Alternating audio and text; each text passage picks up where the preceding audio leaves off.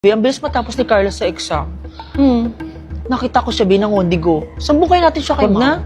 Karma na bahala sa kanya. Unfair naman kasi, B, ang hirap-hirap kaya mag-review, tapos siya mangungodigo lang. Bakit? Nag-review ka ba bago mag-exam? Unfair talaga. Hindi. Pero sure naman kasi kung bagsak ako, B. Pero unfair yun sa inyo, di ba? Karma na bahala sa kanya. Nakakatuwa naman yung klaseng to kasi may naka-perfect na naman sa exam. Sure ako si Carla na naman yan. Oo, si Carla yan. Congrats, Devon! Ikaw lang ang naka-perfect sa exam nyo. Lang? So, siya lang po yung naka-perfect, ma'am? Unfortunately, yes. And medyo na-shock at na-disappoint ako sa result ng exam mo, Carla, because you got 0. What? Paano nangyari yun? Paano nangyari yun? Paano ako na zero? Ilata mo na sagot ko galing sa answer key. Bakit? Sure ka ba sa answer key na kinuha mo sa faculty? Miss Cheater? Pinagsasabi mo, paanong cheater? Zero nga ako. Ano to? Panoorin mo. Di ba kumuha ka ng answer key sa faculty bago mag-exam? Congrats, Devon! Ikaw lang ang naka-perfect sa exam nyo. Lang? So, siya lang po yung naka-perfect, ma'am? Unfortunately, yes. And medyo na-shock at na-disappoint ako sa result ng exam mo, Carla, because you got 0. What? Paano nangyari yun? Paano nangyari yun? Paano ako na zero? Ilata mo na sagot ko galing sa answer key. Bakit? Sure ka ba sa answer key na kinuha mo sa faculty?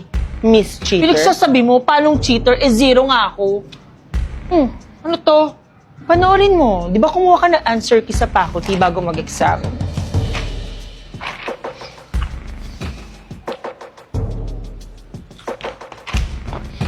Tingin mo ba yung answer sheet na kinuha mo, yun talaga yung answer sheet sa exam natin? Pinalitan ko yun bago ka pumunta. Kaya yung answer sheet na kinuha mo, yun yung answer sheet na nilagay ko na puro mali yung sagot. So ikaw yung dahilan kaya na zero ako. Ipi-frame up mo pa ako I-delete ko na to. Okay lang. Nasend ko na naman sa lahat yan.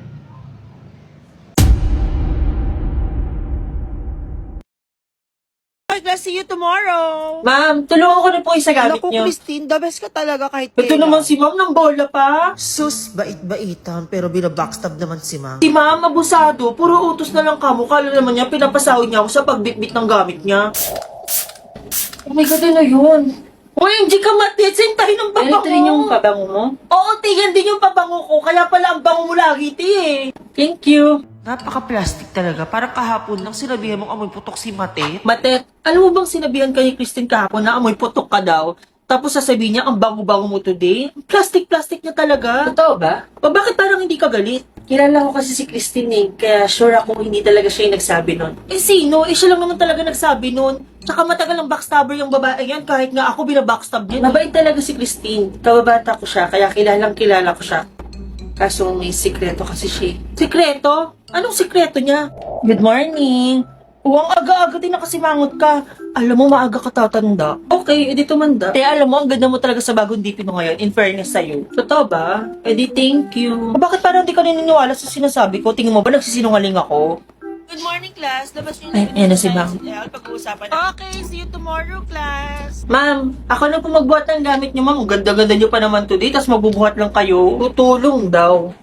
Alam mo, nakakapagod yung pagiging plastic mo talaga, Christine. Lahat na lang pinaplastic mo, pati si ma'am. Paano pinaplastic? Kunwari ka pa, ako tinawag mong kapit sa filter. Si ma'am makapala mukha at abusado, tapos si Matet amoy putok. Lahat na lang sinisiraan mo. Wala akong sinasabing ganyan. Kung gagawa ka ng kwento, huwag mo akong idamay.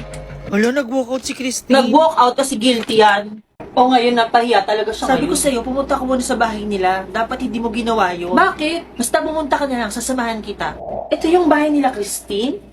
Ang layo ng bahay niya sa school, ha? Buti di siya nalilate pag napasok. Actually, medyo malayo nga yung bahay nila, Christine. Ang mahal na pamasahin natin dito, ha? Pati allowance ko nabawasan. Napagastos talaga ako para sa plastic na yan, ha? Naalala mo yung araw na sinabihan akong amoy putok ni Christine? Oo naman, te, di ba? Napaka-plastic niya. Nakita ko tsaka narinig ko mismo kung sino yung nagsabi nun sa akin. O, di ba? Si Christine talaga yung nagsabi.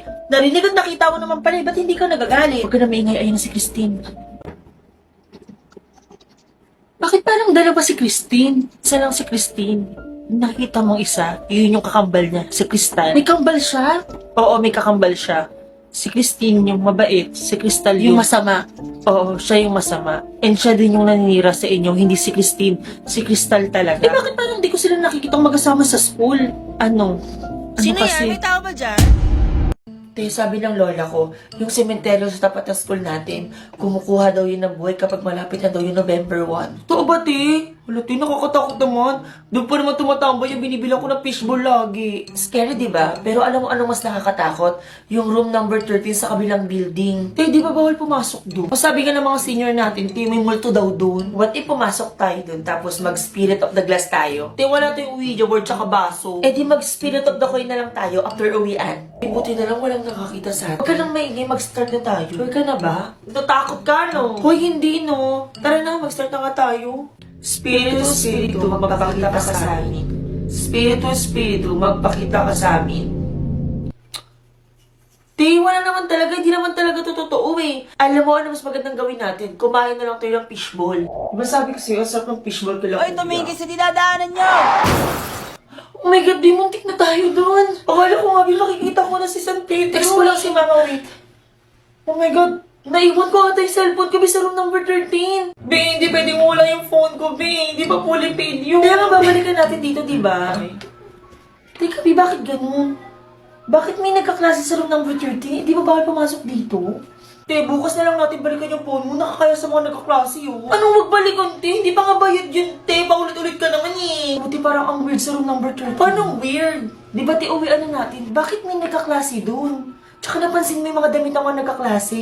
Mga sunog. Tapos yung mga balat nila, te, parang may mga sugat-sugat. Te, what if multo sila? Te, kung multo sila, te, huwag na lang natin balikan yung phone ko. Tara na! Di, anong gagawin natin? Di ba mo kung tanongin, hindi ko rin alam. Mga iha, naliligaw ba kayo? Hindi naman po la, dito po kami nag-aaral. Sino yung matanda, te? Umuwi na nga tayo. Walang mga sundo ko eh. Te, sabay na lang ako sa pag-uwi, te. Natatakot ako mag-isa umuwi. Di, parang may napapansin ako. Kayo nagpatay na sa labas, pero bakit parang walang mga tao? Tsaka walang nadaan na sasakyan sa kabilang kalye. Magtanong kaya tayo. Miss, pwede bang magtanong? Grabe na ba kayong pumasok? Pumasok po saan, Miss? Sa PBB House po ba? Kung sa PBB House po, okay lang po sa amin. Talent manager po ba kayo? In denial pa rin pala kayo sa nangyari sa inyo kanina. In denial po saan? Ate, hindi po kami magjowa hindi po kami talo. Di ba na-aksidente kayo kanina? Tingin niyo ba nakaligtas kayo? Hindi ba kayo nagtataka nakikita niyo yung mga estudyante na sunog sa room number 13? Patayin na kayo. Patayin na kayo. Patayin na kayo. O, lahat ng armchair sa gilid, class. Igilid na yan. Sino nagdala ng carbonara? Di pa luto yung pasta, tapos medyo maputla siya, be. Parang kulang siya sa sauce, no, Uy, Ope? babe, balo kasi mo may dala niyan. Tsaka hindi carbonara yan, spaghetti yan. Huwag kang maliko. Be, baka gusto niya tumulong sa pag-arrange ng upuan. Ay, nilulugin ko pa kasi ng YOU Acne Plus Spot Care Pro Serum yung tigyawat kasi ni Mark. Pwedeng mamaya na lang. Ngayon talaga kayo maghaharutan? Uy, Be, bakit ka naiyak? Hindi kasi ako masaya sa exchange gift natin Bakit? Bag na naman ba nakuha mo? Hindi. Panyo, picture frame, or alkansya na may bariya? Hindi din. Ano nakuha mo? Wala akong na-receive kasi absent daw yung nakabunot sa akin eh.